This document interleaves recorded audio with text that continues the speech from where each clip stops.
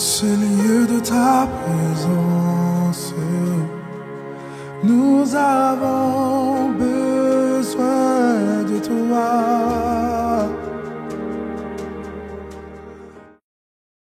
Amen. Ouvrons nos Bibles.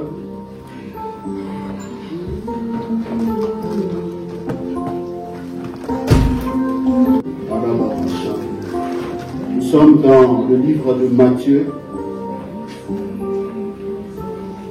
Matthieu chapitre 6. Nous commençons à partir du verset 6 aussi. Matthieu 6, verset 6. La parole de Dieu nous dit ceci. Mais quand tu pries, entre dans ta chambre, ferme ta porte et prie ton Père qui est là dans le lieu secret. Et ton Père qui voit dans le secret te le rendra. En priant, ne multipliez pas de vaines paroles comme les païens qui s'imaginent qu'à force de la parole, ils seront exaucés. Ne leur ressemble pas, car votre Père sait de quoi vous avez besoin avant que vous le demandiez. Voici donc comment vous devez prier. Notre Père qui est aux cieux, que ton nom soit sanctifié, que ton règne vienne, que ta volonté soit faite sur la terre comme au ciel. Donne-nous aujourd'hui notre pain quotidien. Pardonne-nous nos offenses comme nous aussi nous pardonnons à ceux qui nous ont offensés. Ne nous induis pas en tentation, mais délivre-nous du. Amen, c'est la parole du Seigneur. On va prendre place. Délivre-nous du mal sur le thème que le Saint-Esprit avait déposé dans mon cœur lorsque le pasteur Jo m'a dit que mon frère, tu vas passer le dernier. Directement, il m'a dit, quand tu auras le temps, même dans 2 jours, envoie-moi le thème. Mais j'ai senti que le Saint-Esprit me disait, dis, délivre-nous du mal. C'était un texte que j'étais en train de méditer pendant longtemps pour savoir pourquoi Dieu, lorsque Jésus enseigne comment nous devons, il dit c'est comment vous devez prier. Mais il donne quelque chose de très important de la partie de l'ordre en disant délivre-nous du mal. Celui qui dit ça était celui qui était bien. La personne qui était en train de donner ces textes, c'était une personne qui était venue nous faire du bien sur cette terre.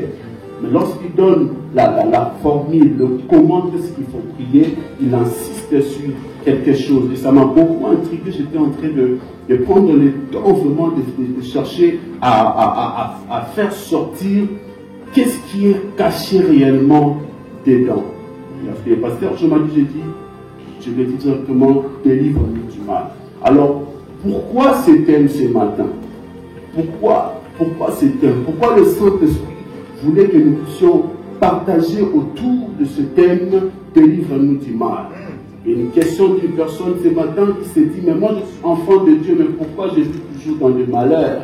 Moi je suis enfant de Dieu, ça fait longtemps que j'ai donné ma vie à Christ, mais je continue toujours à vivre des moments difficiles. Ça fait longtemps, ça fait maintenant si c'est 10 ans ou 5 ans que j'ai donné ma vie à Christ.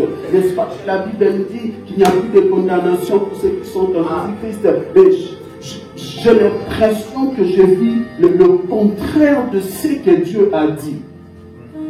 Amen.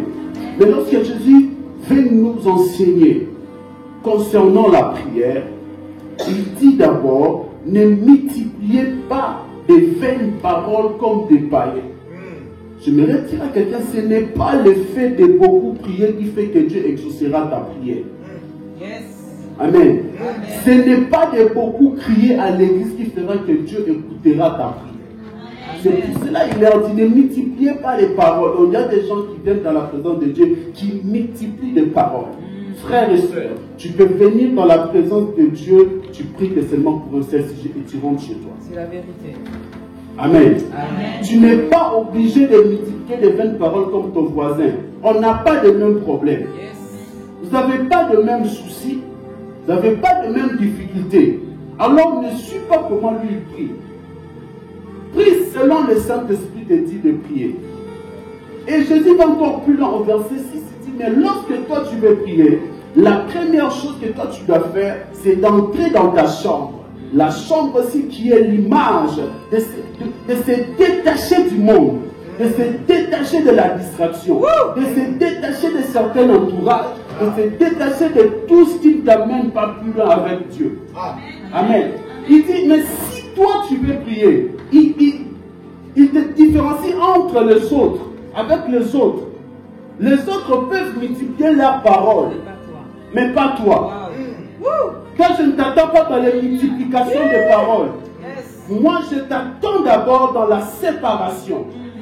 C'est lorsque tu te sépares, c'est là que tu peux entrer. Amen. Là où il n'y a pas la séparation, tu ne verras pas Dieu. Il dit, si toi tu veux prier mon fils, si toi tu veux vaincre ma soeur, si toi tu veux vaincre ma fille, tu dois apprendre à fermer ta chambre. Or, la chambre c'est le lieu d'intimité. La chambre c'est le lieu du repos. La chambre c'est le lieu de reproduction. Donc lorsque j'entre dans la chambre, c'est pour sortir avec quelque chose. Lorsque tu reviens du boulot, tu dis je vais aller me reposer parce que tu es fatigué. Lorsque tu entres, est-ce que tu laisses la porte de ta chambre ouverte? Non. Pourquoi tu fermes la porte de ta chambre? Pour avoir la tranquillité. Merci. Et lorsque tu sors de ta chambre après 30 minutes, comment tu te sens? Bien. Tu te sens bien. C'est ça avec Dieu. Entre dans ta chambre, dans les lieux secrets, où il n'y a que toi et moi, là où les choses se passeront. Vous pouvez être ici à 5000 personnes, mais tu peux te retrouver dans ta chambre qu'avec lui. Mais nous sommes à 5000. Parce que tu t'es séparé des chefs, tu t'es séparé des autres. Peu importe le nombre que nous pouvons être ici, mais pendant l'adoration, tu peux te retrouver dans la chambre avec Dieu. Dans l'intimité. C'est la raison pour laquelle nous voyons des gens venir à l'église, d'autres adorent, d'autres n'adorent pas, ils vous regardent. C'est parce que nous on est dans la chambre. Mais toi tu n'es pas dans la chambre, tu es dans le balcon. Mais ce matin il faut entrer. Amen. Ce n'est pas le texte là où nous pouvons nous baser, sinon je vais rester là. Alors il dit au verset 9, voici comment maintenant vous devez prier. Donc lorsque tu entres dans ta chambre, voici comment vous devez prier. Il ne dit pas qu'il faut répéter ce genre de prière-là. L'exaucement n'est pas seulement dans les multiplications des prières où on répète ces versets pendant autant de fois. Ça peut être vrai, mais ce n'est pas aussi ça. Il a dit voici comment. Mais il n'a pas dit que ta prière sera seulement notre Père qui est au ciel, ainsi de suite. Non, il a dit voici comment. Donc avec l'aide du Saint-Esprit, tu peux rajouter certains sujets de prière. Amen. Il dit voici comment vous devez prier. Il commence par une chose très importante en disant notre Père qui est aux cieux. Donc c'est pour savoir que c'est lui que tu es en train d'aller prier là. Il a un lieu qu'il habite. Ce n'est pas ton Père physique. Mais c'est un esprit que tu veux entrer en contact. Il commence à nous montrer d'abord que c'est lui que nous devons prier, c'est un esprit. Il donne le lieu. Notre Père qui est aux cieux, pas à Dreux, mais notre Père qui est aux cieux, que ton nom soit sanctifié. Donc le nom de Dieu, il te donne même le nom de celui avec qui tu vas entrer en contact. Que ton règne vienne. Dans ce texte, il y a division de 3 textes. Le premier texte, ça parle que de Dieu. Donc nous devons savoir que lorsque nous prions, nous nous adressons à un esprit. Que le nom de Dieu soit sanctifié. En d'autres termes, que le nom de Dieu soit élevé de tout autre nom. Cela veut dire que peu importe le nom de problème que je vais entrer avec dans la présence de Dieu, mais que le nom de Dieu soit élevé. Que ton règne vienne. Jésus nous fait comprendre la première chose dans ce temps de prière-là, dans ces récitations de ces prières, que nous devons d'abord faire en sorte d'être en contact avec Dieu. Soyez très attentifs, nous allons commencer à entrer petit à petit. Les trois premières parties, ça parle de Dieu. Mais à partir de la deuxième partie, ça commence à parler de l'homme. Amen. Ça parle de l'homme. Quelqu'un l'a trouvé? Ça parle de l'homme. Il dit, donne-nous aujourd'hui. Non. Que ton règne vienne, que ta volonté soit faite. Parce que la volonté de Dieu, c'est fait seulement là où, le règne de Dieu vient seulement là où il y a sa volonté. Yes, yes. Donc si tu fais la volonté de Dieu, Dieu viendra avec son royaume. Donc tu invites le royaume de Dieu d'entrer dans ta maison lorsque tu fais sa volonté. Yes. Lorsque tu fais sa volonté, tu invites le royaume de Dieu d'entrer dans tes combats. Lorsque tu fais la volonté de Dieu, parce que Dieu ne vient pas seul. Lorsqu'on appelle le Dieu des armées, il ne vient pas seul. Mais là où il y a sa volonté, il vient. Et la partie de Dieu, c'est fini. Jésus nous enseigne maintenant. Il nous montre la partie de l'homme. C'est là maintenant que je peux demander. C'est maintenant que là je peux demander. Il dit maintenant, Jésus nous donne, il montre que l'homme a besoin de quelque chose. Et tant qu'humain, nous aurons toujours besoin de quelque chose. Tu ne seras jamais complet. Tu auras toujours besoin de quelque chose dans ta vie. Même les milliardaires ont toujours besoin d'argent. C'est l'humain. Il dit maintenant, donne-nous aujourd'hui notre pain quotidien. Alors, le pain ici, ce n'est pas seulement l'image du pain de la baguette que tu achètes. Le pain ici n'est pas seulement l'image de l'argent, mais le pain ici, c'est la faveur aussi. Amen. C'est la faveur que Dieu t'a fait pour avoir ce travail-là. C'est ça mon pain quotidien. La faveur qui t'accompagne, à chaque fois que tu as des dossiers, tu réussis toujours. C'est ça ton pain.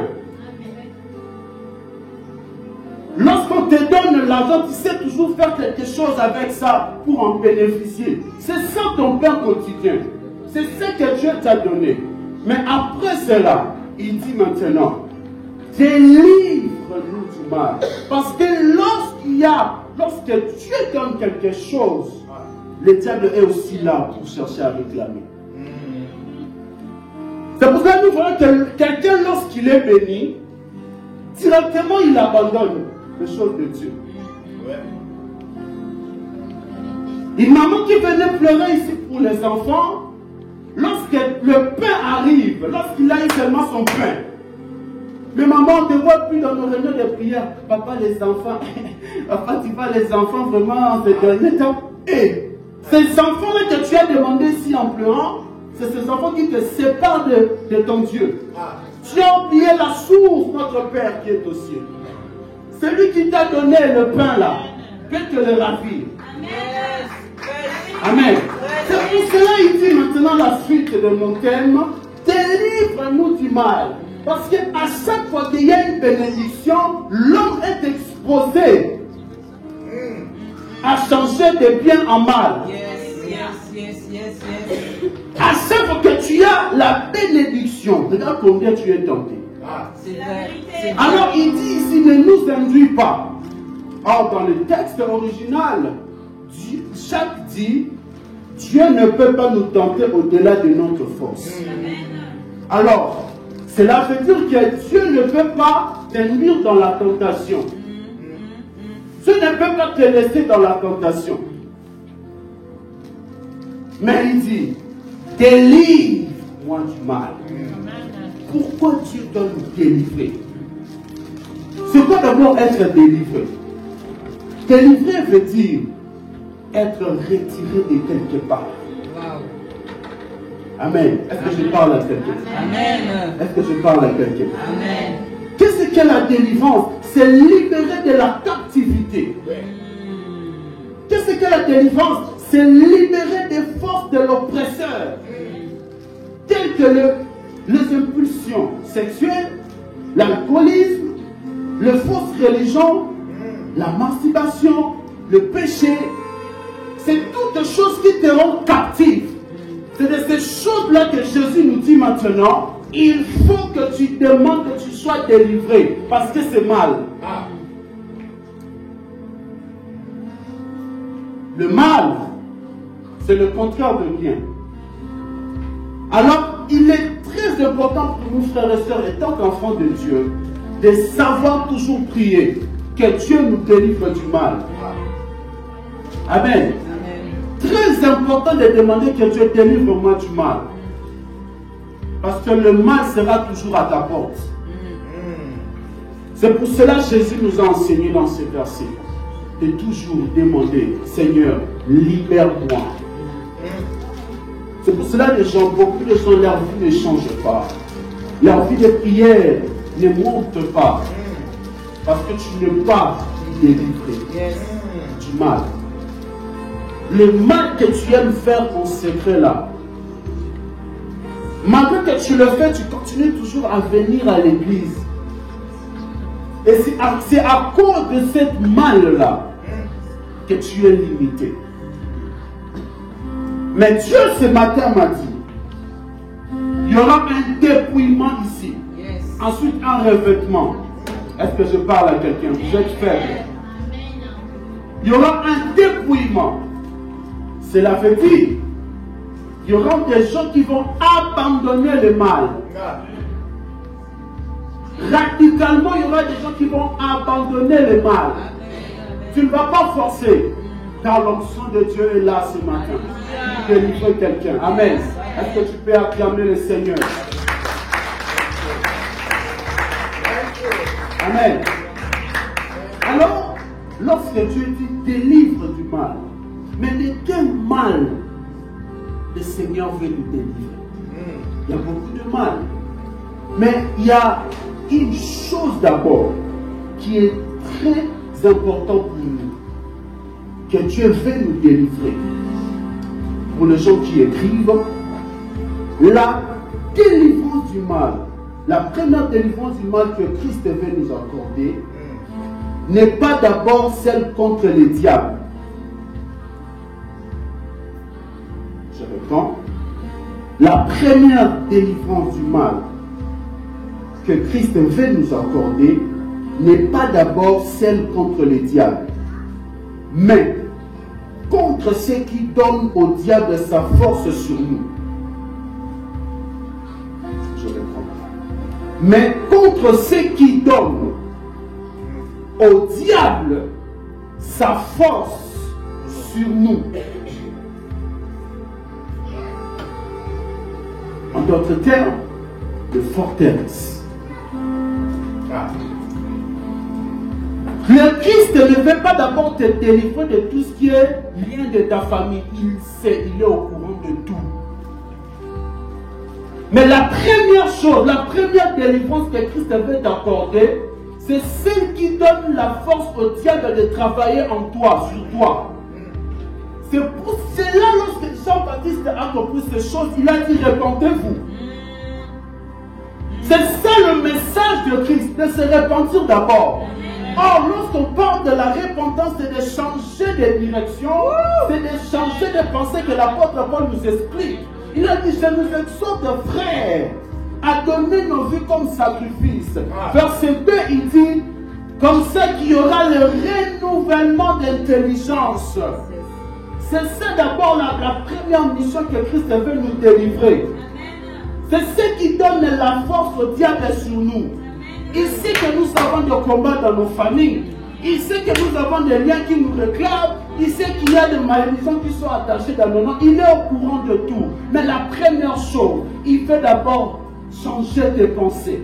C'est pour cela que Jean-Baptiste le prophète a crié, répentez-vous, répentez-vous. Cela veut dire changeons de mentalité. Est-ce que je parle à quelqu'un ce matin? Est-ce que je parle à quelqu'un? C'est ça la première délivrance. le changement de la mentalité. C'est détourner des choses que tu as l'habitude de faire. Il te fait comprendre que c'est mal, que ça te conduira à la mort. C'est ça la première délivrance que le Christ veut nous accorder. Des gens qui disent, moi je peux venir, je peux continuer à servir Dieu, mais à côté je vais mener une vie de débauche. Ça ne marche pas comme ça. L'apôtre Paul est en train de crier dans Romains 7, 19 en disant, je sais ce que je fais ce que je hais. Et si je le fais, ce n'est pas moi qui le fais, mais c'est le péché qui me pousse à le faire. La personne qui est en train de parler dans ce texte-là, c'est un homme qui venait de rencontrer le Seigneur. Mais il s'est rendu compte que j'ai des temps de faiblesse. Des fois, je le fais, mais il n'est pas content de ça. Il crie vers Dieu. Je sais que je fais du mal, délivre-moi. Il y a des gens qui ont conscience de ce qu'ils font et ils restent comme ça. Des gens qui ne veulent pas de conseils. Mais lorsque tu échoueras, beaucoup de fois tu reviens voir le pasteur. Je ne comprends pas pourquoi ma vie. Mais non, nous aussi on ne comprend pas pourquoi tu n'arrêtes pas à faire du mal. Avance, prêche. Amen. Frère, l'évangile c'est la vérité. Amen. Donc tu dois accepter que ton père te dise la vérité. Ce n'est pas pour te blesser, mais c'est pour te redresser. Yes. Aime celui qui te dit la vérité. On va se cacher jusqu'à où? Jusqu'à quand on va se cacher le visage? C'est ça la première délivrance que nous devons demander à Dieu. Délivre-moi du mal. Normalement, tout enfant de Dieu doit avoir un renouvellement de pensée. C'est ça la vie de Dieu. Lorsque tu donnes ta vie à Dieu, ce n'est plus toi qui vis. Cela veut dire qu'il y a aussi le Saint-Esprit qui prend le contrôle de ta vie et le Saint-Esprit amène un changement dans ta vie, dans ta façon de penser. Donc il doit y avoir quelque chose. Mais si toi tu te dis chrétien et que tu continues toujours à penser comme les gens de ce monde, désolé, je te dis la vérité, tu n'es pas encore mort. Tu n'es pas encore mort. Un mort se laisse guider. Tu ne verras jamais un mort lui-même s'habiller, mettre, je sais pas, une voile, une veste et rentrer dans le cercueil. Non. Un mort se laisse guider. Est-ce que je parle à quelqu'un? Si le Saint-Esprit ne te conduit pas encore, ou tu ne te laisses pas encore conduire par l'Esprit, tu es encore en captivité dans le mal. Parce que tu fais ce que toi tu veux. Dans le champ de Dieu, ce n'est plus ça. C'est Dieu qui décide tout pour toi. Tu lui ramènes une copine, il te dit non, je ne veux pas d'elle. Maintenant tu dis, papa, moi je l'aime. Oui, tu l'aimes, mais moi j'ai refusé. C'est ça Dieu. Et la bonne part, c'est de faire ce que lui veut. C'est ça la bonne part. C'est de faire ce que Dieu veut. Frères et sœurs, ce matin, je suis venu dire à quelqu'un, si tu n'es pas encore mort, tu dois mourir. Yes. Si tu n'es pas encore mort, tu dois mourir. En d'autres termes, tu dois donner réellement ta vie à Jésus. Yes.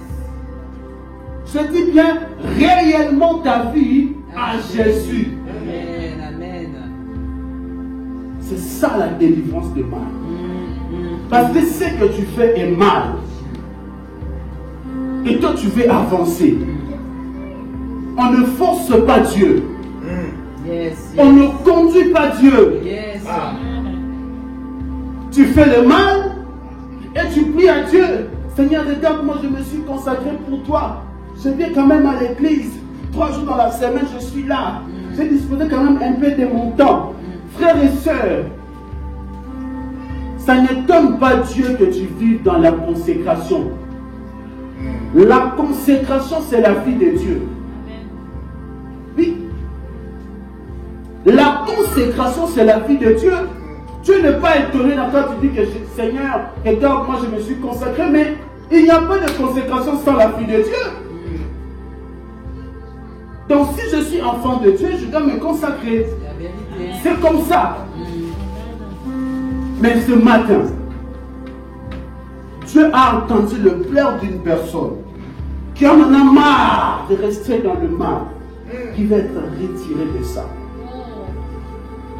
Une personne qui sent que je suis oppressé par ça. Si je ne le fais pas, je ne me sens pas bien. Si je ne le fais pas, je suis mal à l'aise. Je suis prêt à le faire. Je suis même prêt à rater mon train, mon bus, mais je dois le faire. Mais quand tu le fais après, tu te poses beaucoup de questions. Pourquoi je l'ai fait? C'est pour ce genre de personnes-là que Dieu m'a envoyé ce matin. Des personnes qui continuent à demeurer dans le mal malgré leur volonté. Tu en as marre de ça, mais tu ne sais pas comment t'en sortir.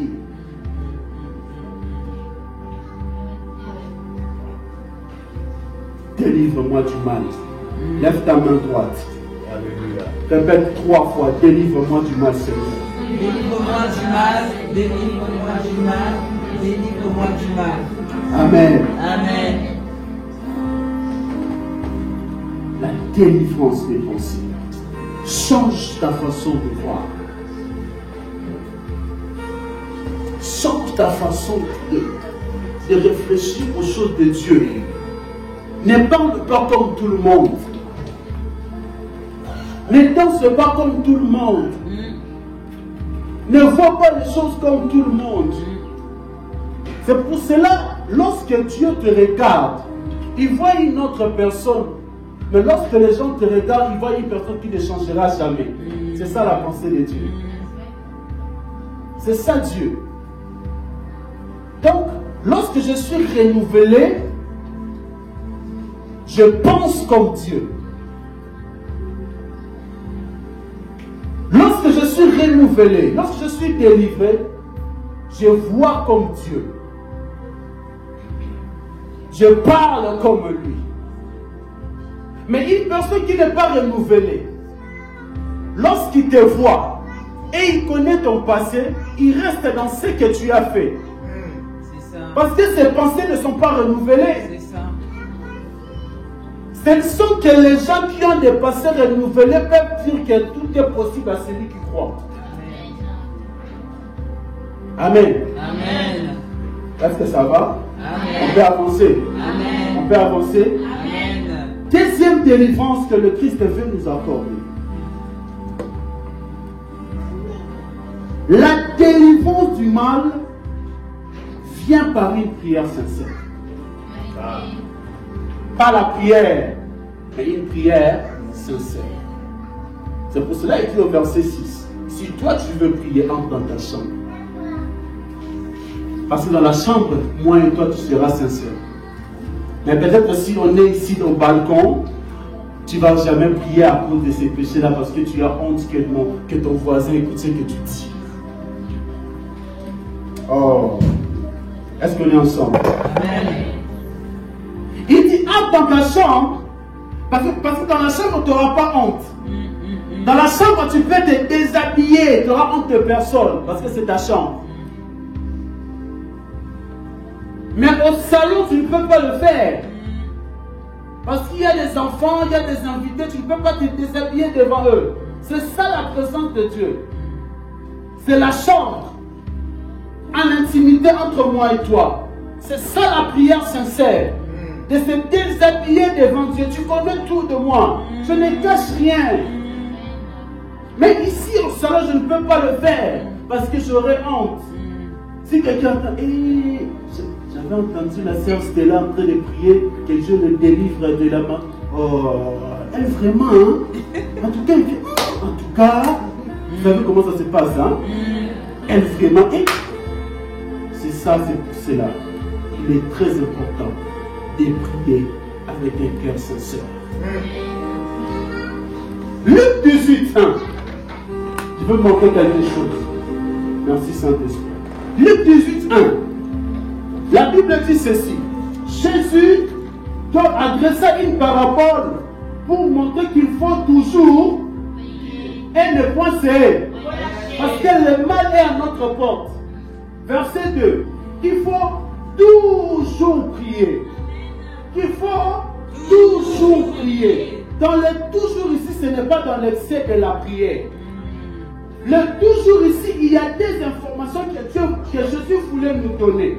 Que la première information à savoir sur le toujours ici, ce n'est pas de prier de 6h à 6h. Ce n'est pas de prier de 6h à 8h du matin, non. Mais c'est d'avoir une vie de prière consistante. C'est ça le toujours, prier. Avoir une vie de prière consistante. J'ai des temps où je prie seul. On ne prie pas seulement à l'église. Tu peux prier aussi chez toi. N'attends pas seulement le jour de la prière pour venir prier. Et s'il y a une imprévue, comment tu vas faire? Nous sommes au temps de la grâce où tu peux prier chez toi. Dans l'intimité. Je ne dis pas de fuir les cultes. Non. Viens au culte. Mais tu peux aussi prier. La prière que je parle ici, c'est la prière d'intimité. Il dit qu'il faut toujours prier. Mais pourquoi il insiste sur le toujours prier? La prière, bien aimé, nous devons savoir. Dieu dans la Bible, on n'a jamais vu dans la Bible où Dieu a prié. Dieu ne prie pas. Dans l'Ancien Testament, on n'a jamais vu Dieu prier. Mais dans le Nouveau Testament, on a vu Dieu prier. Parce que la prière a été faite pour les hommes. La prière a été faite pour les hommes. C'est pour cela lorsque Dieu s'est incarné dans l'homme, Jean dit ceci, la parole s'est faite chair. Comme il est devenu chair comme toi, il nous a montré que lui aussi, Jésus, il priait toujours. Pour être délivré du mal, parce qu'il avait le corps comme moi et toi.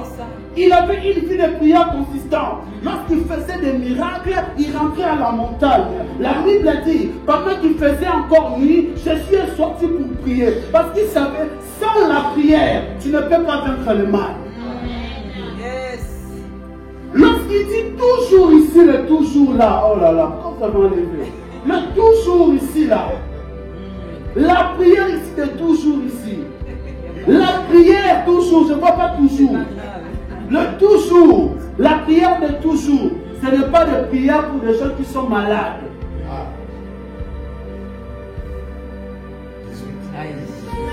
Luc 18, 1. La prière, ce n'est pas des gens qui sont faibles. Ah, je vais te choquer. La prière n'est pas pour des gens qui sont malades. Mais, Luc 9, 29. Luc 9, 29. Luc 9, 29. Pendant qu'il priait, je vais te donner la première, le but de la prière dans ta vie. Pendant qu'il priait, l'aspect de son visage changea. Le but de la prière, c'est de te changer.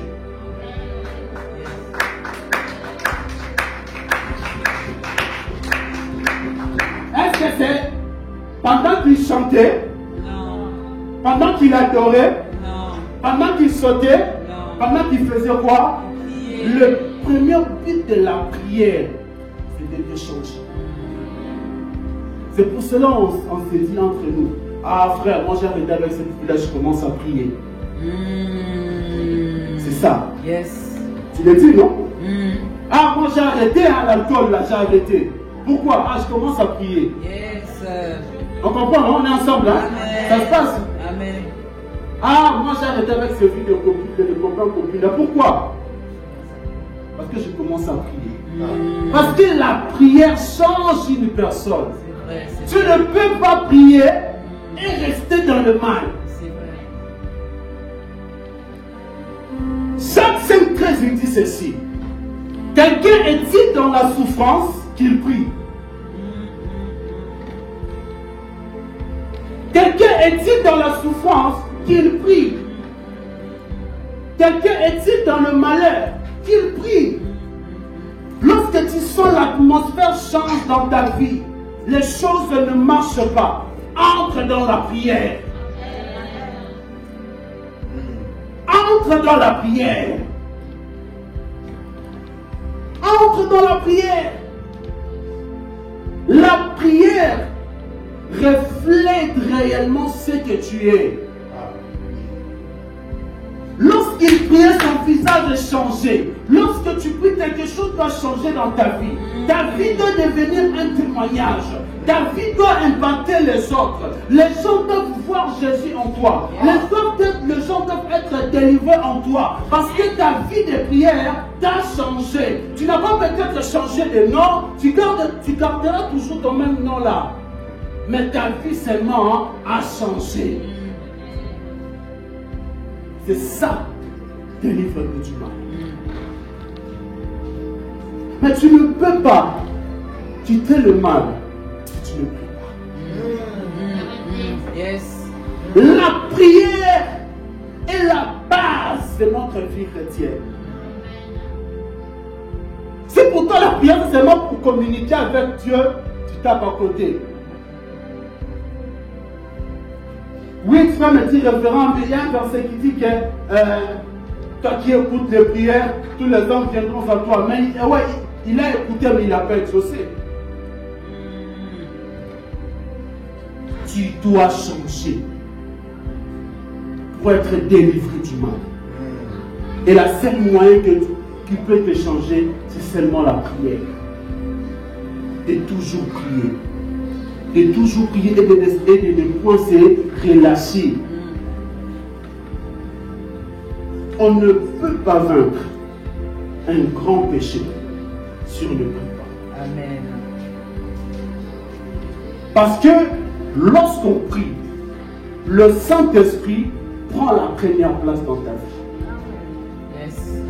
Et là où il y a le Saint-Esprit, il met les dégoûts du péché. Yes. Yes, yes, yes. Amen. Amen. Là où il y a le Saint-Esprit, il met le dégoût du péché.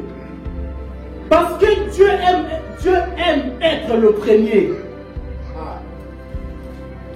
Ah, Amen. au commencement était la parole, c'est qui? Dieu aime toujours. Et encore, pourquoi pas être le premier avec celui qui l'a créé avec son ressemblance?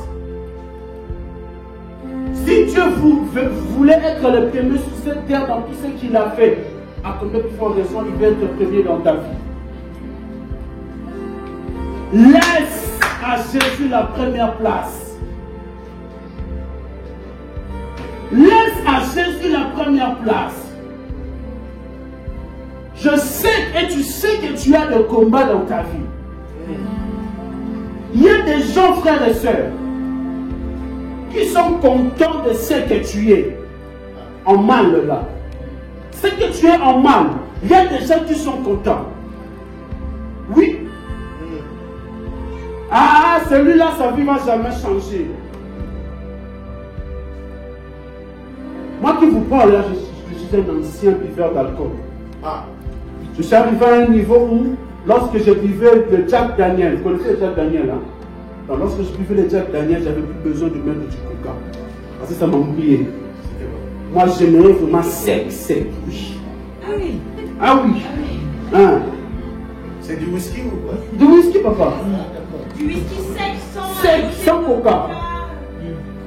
Si je mets le coca, je vois que non, je ne vais pas me saouler. Parce que j'avais vraiment besoin d'être bourré. Que si je mets le coca, je me dis ah. Et un oncle qui était ici en France, parce que moi je suis né au Congo, Une personne qui est en France est au courant de la vie que Déogracias menait à Kinshasa. Et lorsque je suis arrivé en France, la première fois, il me voit, il me dit, oh, Soula. C'est là que je dis, oh, là, c'est quoi on dit? Soula. Un ivre. Un monsieur qui boit beaucoup. Un alcooliste. Un ivrogne. Voilà, un ivrogne. C'est ça l'étiquette qu'on m'avait donnée. Mais s'il n'était pas content de ce que moi je vivais, il allait me dire, petit, il faut que tu arrêtes de boire comme ça. C'est la vérité, c'est la vérité. Vous voyez? Oui. Donc il y a des gens qui t'encouragent à rester dans le mal. Ça devient pour lui un sujet, je ne sais pas, de moquerie pour toi. C'est ça. Il m'a jamais encouragé. Petit, il faut que tu arrêtes avec ça. Mais lui, au contraire, il me ramène encore la bière. Et quelle bière? Une bière forte. Petit, prends ça, écoute d'abord. Toi, moi, dis que toi, tu bois beaucoup. Essaye d'abord son bon bois. Personne de ma famille. Vous voyez, frères et sœurs. Donc, il y a des gens qui sont contents. Comme ça. J'ai appris à prêcher la Bible et la réalité de la vie. Il y a des gens qui sont contents pour toi comme ça.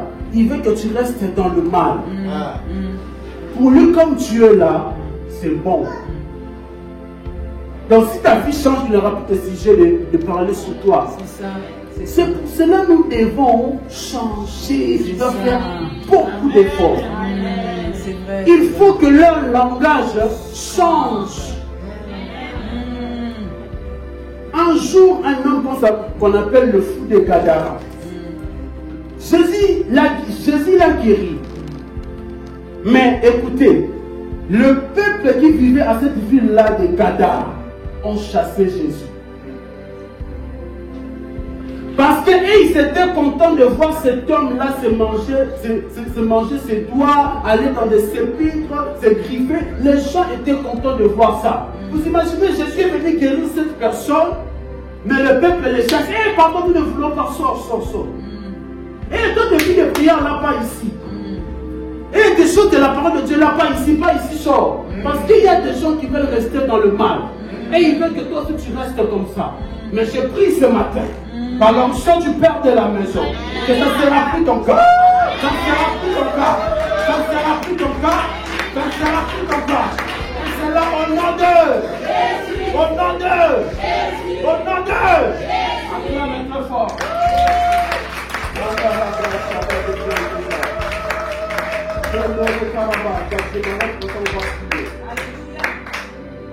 Troisième point pour clôturer. La délivrance du mal se repose par la louange. Par la louange. Nous sommes dans le livre de Actes 16-25. Vous pouvez juste l'afficher. Acte 16-25 nous parle de l'histoire de Paul et Silas. Une porte a été ouverte devant eux. Un malheur est arrivé parce qu'ils étaient en train d'annoncer l'évangile. Mais qu'est-ce qu'ils ont fait? La Bible dit, Paul et Silas priaient et chantaient les louanges de Dieu. La louange, c'est parler de ce que Dieu a fait. C'est ça. C'est ça la louange. C'est ça. David le parle, David l'explique mieux dans le psaume 18, 1 à 4. Il dit, mon libérateur, mon rocher, mon pourvoyeur, c'est ça la louange.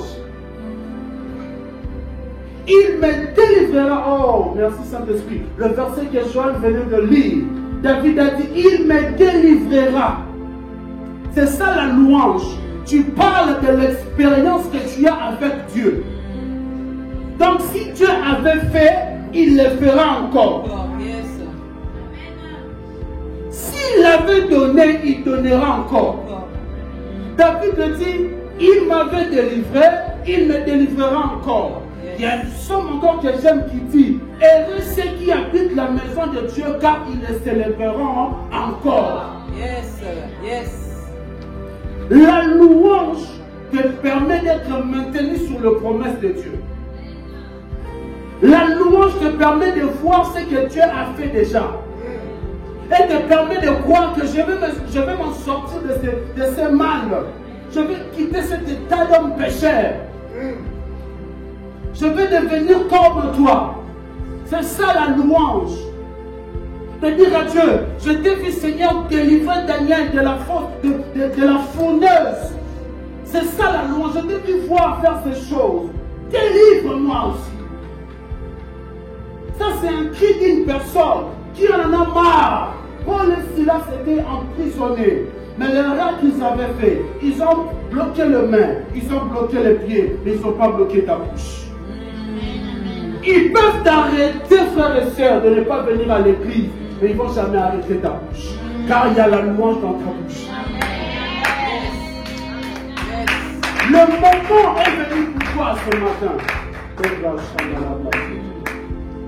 Le moment est venu pour toi de te lever, de faire ces trois choses.